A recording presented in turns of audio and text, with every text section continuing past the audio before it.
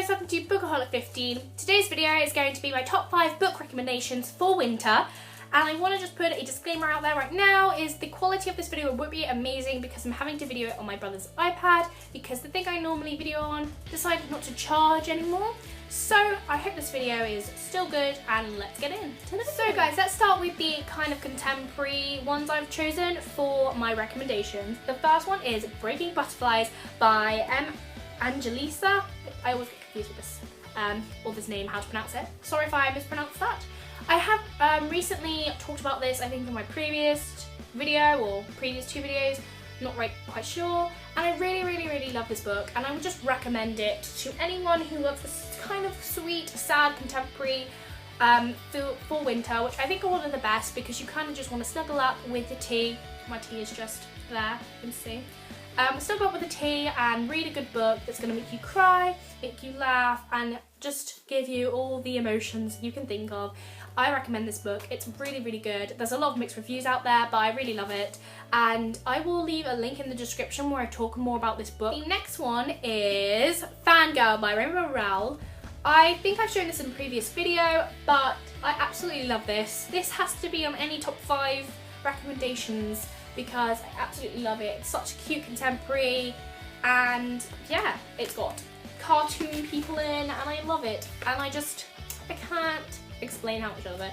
I'm not going to explain the whole story because I'm sure I have already, but there's so much hype about it. You probably already have read it, and if you haven't, you've probably heard quite a bit. But I think it's best to go into this book not knowing too much because then you'll just, you'll love it for what it is, and I absolutely love it. Going into more of the fantasy and paranormal books, I'm going to start with some vampire books.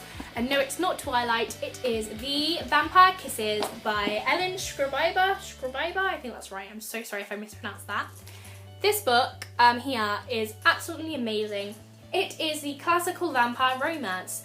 It's not like Twilight, it has the classical vampire features, but this book is just kind of cheesy, cute, romantic, and really just a good read because I love a little bit of that. Sometimes it's so easy to read and it's funny, and I absolutely love this book. So I actually went ahead, and there's 8 books in this series, and I have the second book in a different form. I have it in hardback, which I prefer the hardback covers because they're really good, but as you can see they are so thin. I would recommend just buying the whole series and then reading it because they're so thin there's not enough. This one has 165 pages, so you could kind of classify them as like short stories, but they're not.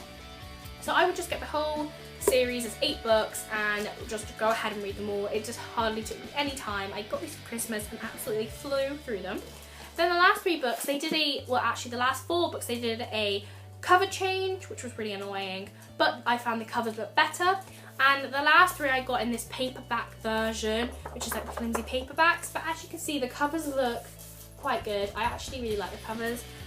So I've got this series in all different types of paperbacks and hardbacks and cover versions, which is kind of annoying because I like them to match, but it's such a good series, I really recommend it. Getting on to the more fantasy recommendations, I recommend Malinda Lo's Ash and Huntress. This is a series, but they are books that don't exactly connect. This is the first book, but this is the second, but it's actually tells the story of what happened before this book.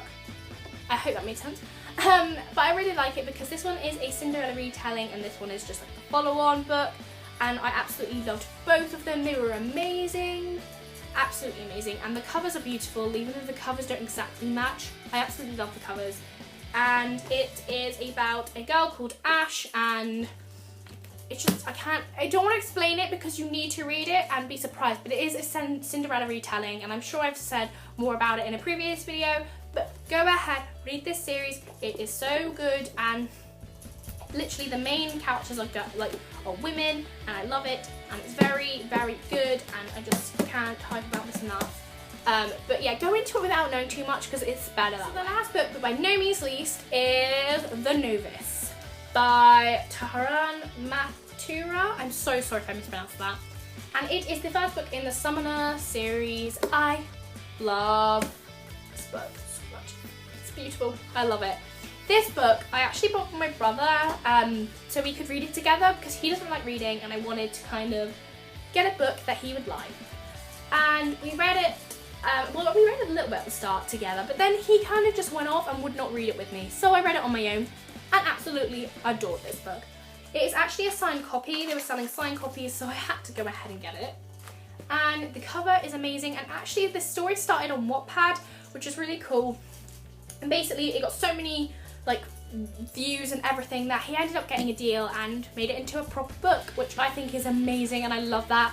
And it is just so good. It's about a 15-year-old boy who ends up, like, it's in a very fantasy kind of world where there are summoners, which are people that can summon demons to help them win this big war they're in. And the thing is, normally when you're younger, you're tested to see if you're a summoner, and normally people that are like poor, which he is, aren't summoners, but later on he finds he's a summoner and he has to go to school